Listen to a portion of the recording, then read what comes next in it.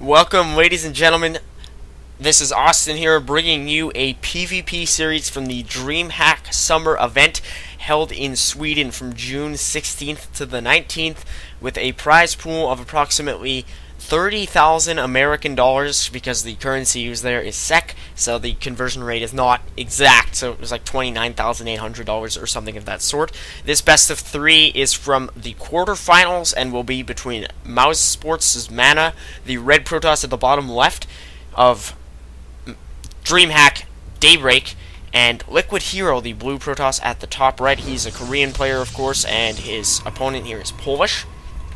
Both of these players, very accomplished Protosses in completely different scenes. I mean, many people will say that HerO has underachieved considering his skill level. He's a very, very strong Protoss player, formerly of, I believe it was OGS, before they disbanded, and he was then picked up by Liquid. I was actually watching their documentary Liquid Rising the other day. Definitely something you should check out if you haven't already. It's funded by a pay as much as you want kind of methodology, so before watching it you can choose how much you want to donate, and it's just a great project. I think it's garnered $50,000 over a few weeks, or possibly even more. I just watched it the other day, so it was excellently done, and it did talk about HerO.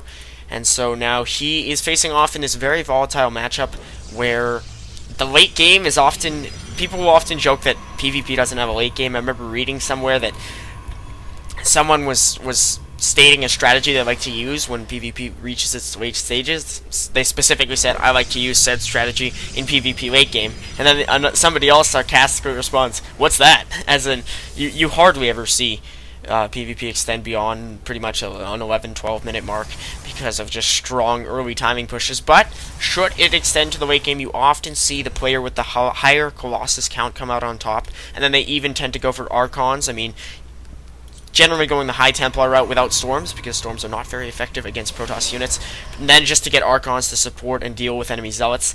So you'll generally see extremely close timings in PvP, and it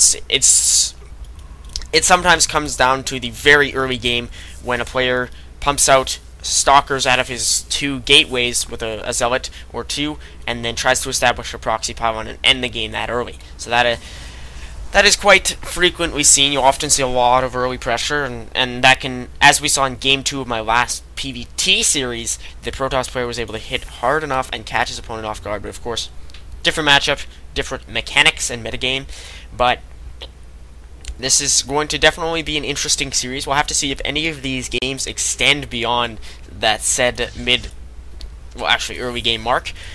MaNa now producing a Stalker to try to deal with this Scout. HerO is being quite a pest with it, even though it is carrying minerals, which always frustrates me, because I just think, you could have that extra amount of minerals. I don't even remember exactly off by hand how much it is. I think it's something like 5. Yeah, I believe it's 5, and gas is 5 as well per harvester. Or gas is even maybe something uneven like 8. But we do actually see MaNa keeping his Scout alive, and he has it just drifting close to his opponent's base. He'll probably try to throw down a proxy, and it looks as though HerO seems to be wanting to do the same. And there's the initial Stalker. I think there is one out here from HerO, so both players are just going to be poking around with their Stalkers. MaNa actually opening up with a very early Twilight Council. HerO has favored robotics tech, so MaNa might be trying to go for that fast blink to try to catch his opponent off guard with a strong timing with that. Or maybe even transition into really fast DTs. I've seen that before, but that's generally negated by the robotics facility.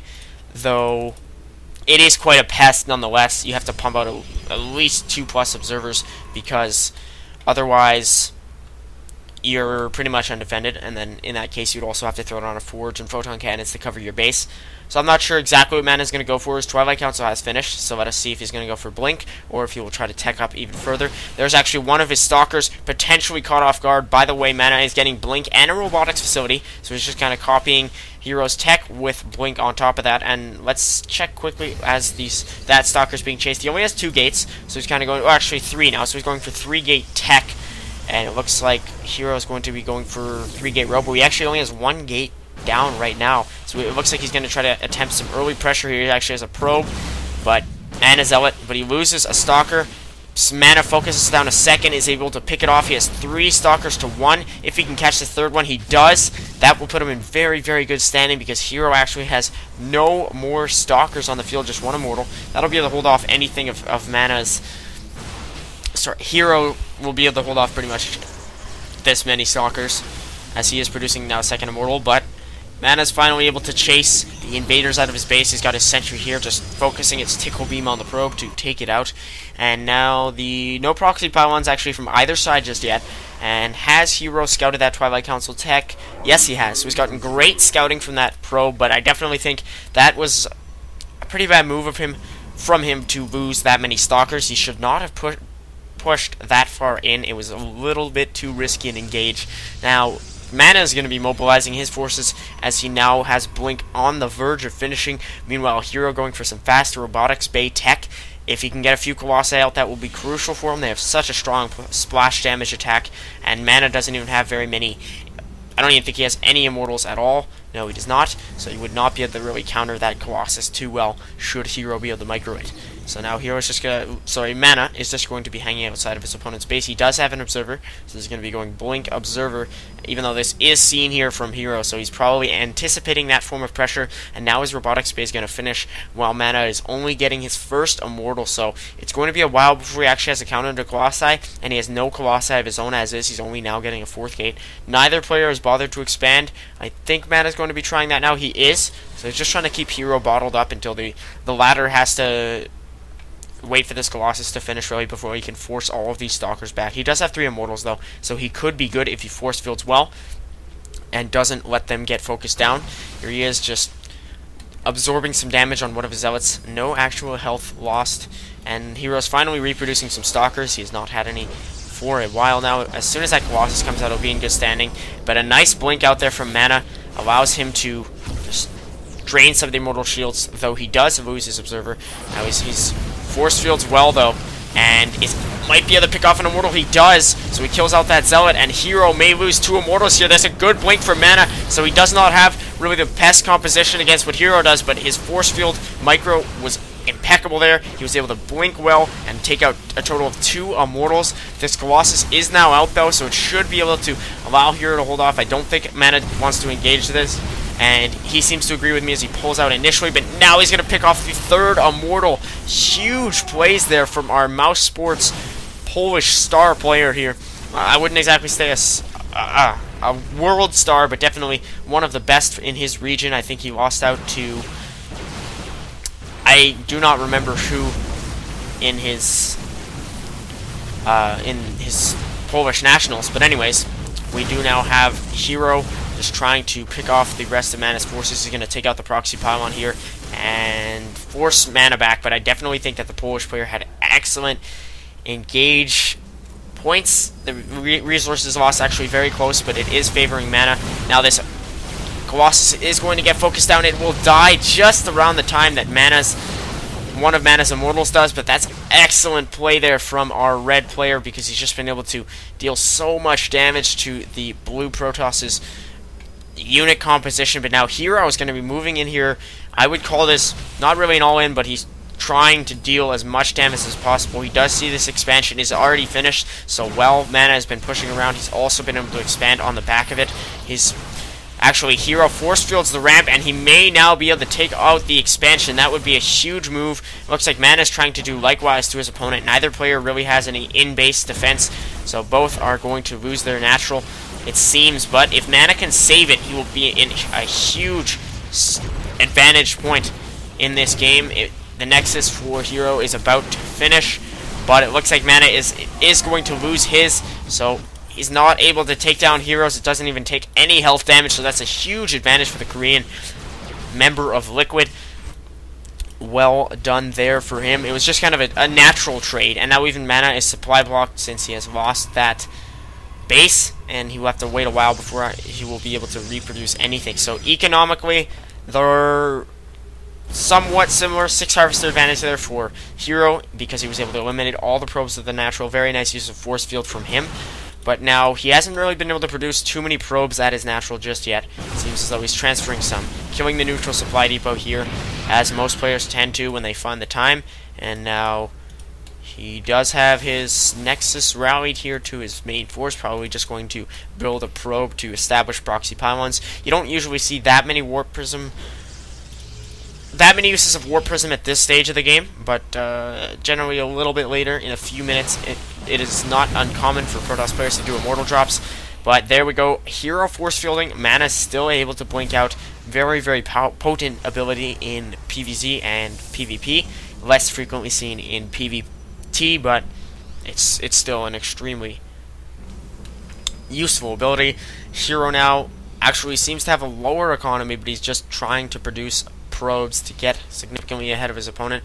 It seems though, however, that MaNa has decided not to expand. He just wants to hit hard off his one base and try to kill HerO outright. He may be able to do so. He's focusing down one of the Immortals, force fielding pretty well, and trapping a lot of the Stalker's probes pulled off the line. So that's kind of the trade that MaNa's been looking for, but he's not been able to kill too many probes. He's still 9 Harvesters behind, so he really wants to try to kill HerO outright, or at least kill this expansion. It seems as though he will do so. HerO's going to try to engage, but he does not want to lose the Nexus. He's going to, though, because I guess for fear of getting his forces force fielded on the ramp and cut in half. That's really what MaNa's waiting for. He's waiting for his opponent to push out and then just get cut in half. There's a disfavorable engage, though, from MaNa initially, but then using Blink once again to extremely effective lengths. He's just blinking around, blinks out of the base now. His Immortal has not taken too much damage. The resources lost is still favoring MaNa by only 225 resources. So both players now are just trading back and forth. Looks as though HerO's going to try to reestablish the natural if he gets enough minerals for it soon. MaNa's force is not too big, but he has managed to severely weaken this Colossus and did deal some damage to the Immortal of HerO, and he does have a proxy pylon down here. Not actually able to warp in too much quite yet. He does have 2 Stalkers, actually. So both players just kind of teetering on the edge of this final decisive engagement. And as you can see there, HerO very, very carefully moving out and then moving back in, because he really does not, as I said before, want his forces cut in half by a nicely placed force field, even though his Colossus could crush it.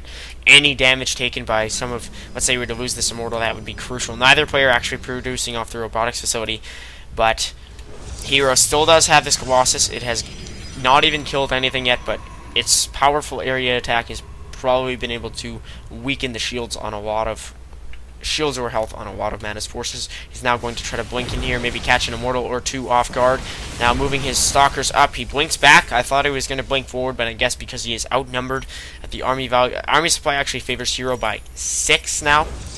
That is not too many units, but we actually see MaNa opting for a Dark Shrine. So as I said, that's a very possible tech route there if you go for a Twilight Council early. Usually you'd see this much earlier, but I would suppose because MaNa figures his opponent has no detection in his base. He does have an observer moving out to MaNa's, and he probably will scout the Dark Shrine in time, but he may not. It all depends on this observer. Right now, there is a bit of an engage going on, just poking back and forth. The observer, wrong vision, is not going to see the Dark Shrine yet. Now he does, so HerO knows it's coming. He's probably going to produce another observer as soon as he can. He's actually getting a 3rd Colossus. That will be crucial. Pretty nice blink micro there coming from MaNa, just not taking too much damage, not losing any Stalkers, playing very conservatively. He wants to get out these Dark Templar as soon as possible because HerO is producing an observer as fast as possible. Or actually, no, he's not. That's MaNa. Wrong guy. So there will be that crucial timing window that within which MaNa will be able to deal some damage. Actually, he is teetering on the edge of the supply box, so he's not able to warp in any Dark Templar, and HerO may just have an observer in time. It looks like he will, and so that whole investment there from MaNa just kind of failing on him. He's going to maybe try to eliminate the observer if possible, but HerO already has one with his main force, so he's going to be able to see any Dark Templar. He has 3 Colossi, so he's looking very, very poised to take this one. And now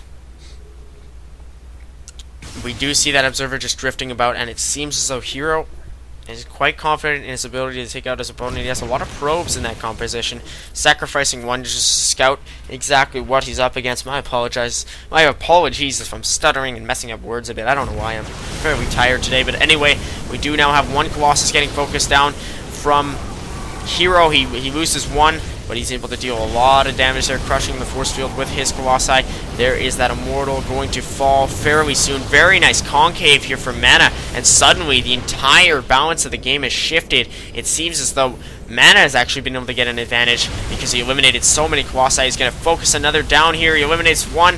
There's only one left on the field, only has one kill, but as I said, has probably weakened his opponents fairly significantly. There's that one Immortal there from MaNa going to fall, so this is actually an extremely close game. Both players just teetering on the edge of victory or defeat, but it looks as though HerO is under attack by Dark Templar, even though they were visible for him. They deal a lot of damage, and his Observer has actually gone down. Look at the supply for this late in the game, 39-13, and now it seems as though MaNa is going to take this one, so the Dark Templar actually do pay off in the end, 5 kills and 4 kills. So we did see the Observer move in from HerO, but it shortly after died because MaNa was able to focus it down. So now these forces of the Polish Protoss player are just going to move into his opponent's base unparalleled.